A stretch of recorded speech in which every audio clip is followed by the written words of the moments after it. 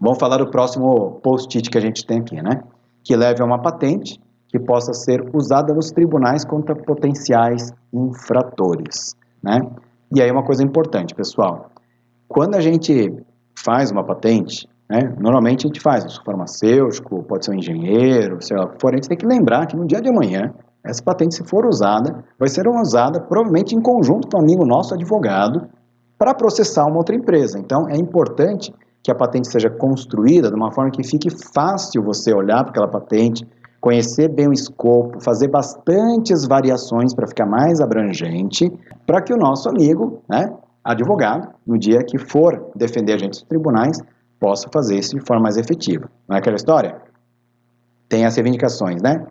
Preâmbulo caracterizado por A, B e C. O que é o preâmbulo, o que é A, o que é B, o que é C. As variações de A, as variações de B, as variações de C.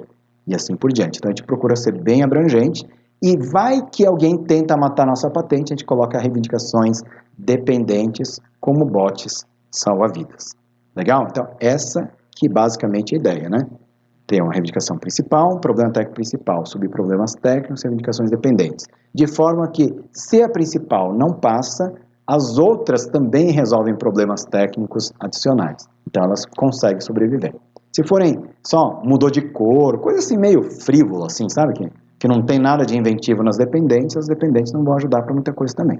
Tá bom? Só vão custar caro, na verdade. Custa caro traduzir, custa caro você pagar exame a partir de um número de reivindicações e assim por diante. Bom, mas deixa eu voltar aqui para essa história de que possa ser usado os tribunais, inclusive em outros países. Eu vou meio que juntar no próximo post-it. Quando eu estava comentando o exemplo lá das patentes dos elementos flutuantes, eu falei, nos Estados Unidos nem se usa o caracterizado por, né? Olha só que interessante, aqui no Brasil a gente é obrigado, se a gente não escrever caracterizado por, tem uma instrução normativa da NPI que fala que não tem caracterizado por, não atende requisito formal. Pode ser a maior invenção do mundo, se não atende requisito formal, a NPI não vai aceitar o seu pedido. Não é que não vai analisar, não vai aceitar nem o pedido. Alguns problemas que a gente tem de diferenças, né? Tem a questão de formato de redação, até aí tudo tranquilo. Agora, algumas diferenças importantes que a gente tem que considerar em relação, por exemplo, à prática norte-americana. Nos Estados Unidos, existe uma figura que se chama Inequitable Conduct, que são alguns, eu diria assim, alguns procedimentos que, se o depositante, o inventor, o agente dele, não se atentarem, pode levar a patente se tornar inútil contra terceiros, unenforceable. Unenforceable é uma patente que não serve para ser imposta contra terceiro. Então, basicamente, só serve para você pagar taxa e não protege nada. Não te dá o direito de impedir terceiros. Tá? Uma delas é você tentar, como se diz, induzir o examinador a um erro. E uma delas, essa história do caracterizado por, chamado de Jepson Claims. Né? Sabe os Jetsons, aqui do... Né? Então, não é Jetsons, é Jepsons, com P de pato, Jepson Claims. Tá? Esse characterized by, né, não é recomendado nos Estados Unidos. Por quê? Porque pode ser visto como uma forma que você tem de induzir o examinador a achar que aquilo que estava antes do preâmbulo, né, antes do caracterizado por, seria já o estado da técnica e o que tem depois é novo. E às vezes a gente erra na hora de posicionar esse negócio. Ou às vezes uma anterioridade que a gente já viu poderia ter... o correto era pular 2 casinhas para lá o caracterizado por. Né? Mas, então, para evitar isso, você não escreve characterized by nos Estados Unidos. Você escreve compreendendo e taca tudo ali. No Brasil, não. No Brasil, você tem que colocar o caracterizado por. Se vai acertar o lugar do caracterizado por, não vai ser um grande problema, porque aqui não tem essa figura aí do inequitable conduct no Brasil. Uma outra questão de inequitable conduct, que é muito importante, pessoal, e aí você está vendo que é requisito de patente, você fica pensando como eu redijo, não é só como redige não, como você tramita também. Nos Estados Unidos, quando você deposita uma patente, você deposita, né? Relatório descritivo, reivindicação, tá, sabe? Até aí tranquilo, paga taxa e tal. Só que aí você também, junto com isso, você preenche um formulário chamado IDS, Information Disclosure Statement. E esse Information Disclosure Statement diz, entre outras coisas, quase assim, né? Sobre as penas da lei, diz aqui, não sei o que lá das contas, eu declaro que essas são anterioridades que eu considero relevantes para analisar a minha própria patente. Eu não sou obrigado a destruir minha patente ali, evidentemente, mas eu não posso deixar de citar, por exemplo, patentes antigas minhas, publicações minhas relacionadas àquela invenção. Se eu falhar nisso, talvez até o examinador de patente até conceda a patente, mas no dia de amanhã, o concorrente pode olhar o processo e falar, opa, o Henry Suzuki não citou a dissertação de mestrado. Ah, aquele congresso lá de Caxambu dele ali, ó, ele não citou. Ah, mas você fala, não, mas peraí, não era tão importante. Como não? Olha só aqui, ó, basicamente era a mesma invenção.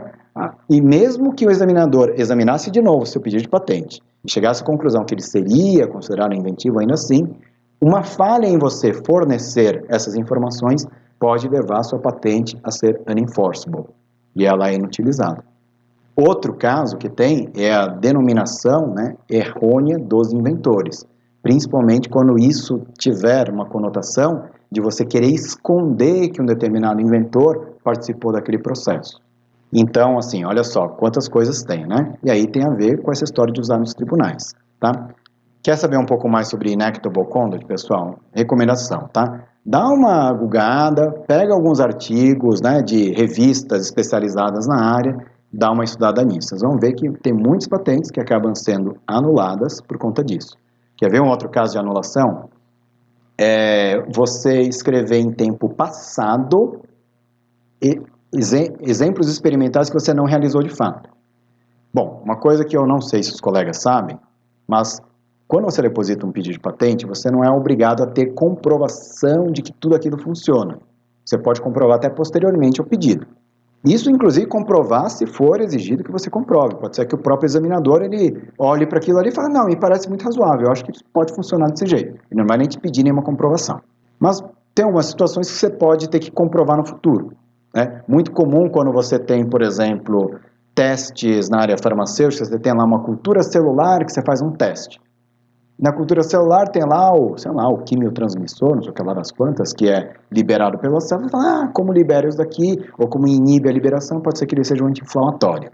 Legal. Ele é anti-inflamatório? Você fez o teste anti-inflamatório de inflamação num modelo, né, de um organismo vivo já mais complexo? Não fez. Mas você inferiu aquilo com base naqueles resultados, você fala, aí você pode escrever, serão realizados testes dele. A gente escreve serão em português, ou em língua inglesa a gente escreve tests are performed in present tense, tá? No presente. Se você escrever testes que você não realizou em past tense, né, foi realizado, você mentiu. E mentir para o SPTO também, nesse caso, é considerado como inequitable conduct. Então vocês podem ver, né, até dá uma googada aí depois, né, entra lá no Google e escreve, né, inequitable conduct e duty of disclosure, coisa do gênero, que vocês vão descobrir algumas coisas mais. Pessoal, esse é o tipo de coisa que muitas vezes, quando você é inventor, quando você é empresário, esse grau de detalhamento, de saber como que a lei nos Estados Unidos, num primeiro momento, é difícil a gente saber. A pior forma que a gente tem de aprender disso é no dia que a gente precisar brigar com alguma coisa e ver a nossa patente indo para o vinagre, tá? Mas por isso que a gente conta normalmente com especialistas até nos Estados Unidos para ajudar a gente a tramitar e não faz o mais barato lá, você faz um que seja realmente confiável. Um dos motivos que você acaba pagando, né, e custa caro esses agentes aí, né, o representante fora, também a expertise que eles têm na legislação local. Quantas de nós também, né, colegas que trabalham em escritório, que vem patente, né, de segundo uso médico, né, de método de tratamento dos Estados Unidos, que a gente ainda no período, né, ali do inicial do depósito, a gente já corrige o pedido para colocar as reivindicações em formato de reivindicações fórmula suíça, por exemplo. Henry, fórmula suíça, disso está muito complicado. Onde eu posso saber um pouco mais sobre isso? Vários lugares. Tem guias no INPI, por exemplo, sobre segundo uso médio, né, área de química, biotecnologia, área de programa de computador, tem guias específicos, por exemplo, lá. A gente vai colocar junto ali nos nossos materiais que a gente tem, lembra, né? Tem manual da OMP, tem os guias que a gente comentou agora, tem os guias de exame mais específicos também. Mas sabe qual que é o melhor lugar para a gente aprender essas coisas? Mais uma vez, leia patentes de grandes empresas no seu segmento. Aliás, um grande macete que eu daria para qualquer um, que, por exemplo, vem do meio acadêmico, tem um doutorado, mestrado, e quer aprender a fazer uma patente, né? Faz assim como você fazia com o artigo científico. Lembra? Você teve que ler muito antes de fazer o seu primeiro artigo. Então, assim, mesma coisa patente, leia muitas patentes, e leia de grandes empresas, patentes já concedidas, né? Esteja atento também à jurisprudência, talvez não nesse nível que a gente está falando, assim, né? Porque aí a gente vai contar com algum expert, porque senão você não vai fazer mais nada que só estudar patente. Mas não deixe de ler patente de outras empresas, tá? Isso é uma coisa muito importante. E usa também os guias do NPI, usa a jurisprudência europeia, por exemplo, quando você tiver alguma dúvida também, tá bom? Legal. Com isso, a gente fecha aqui os nossos 5 primeiros post-its aqui do nosso bloco de requisitos. E para não ficar muito longo o vídeo, eu vou fazer mais uma pausinha aqui.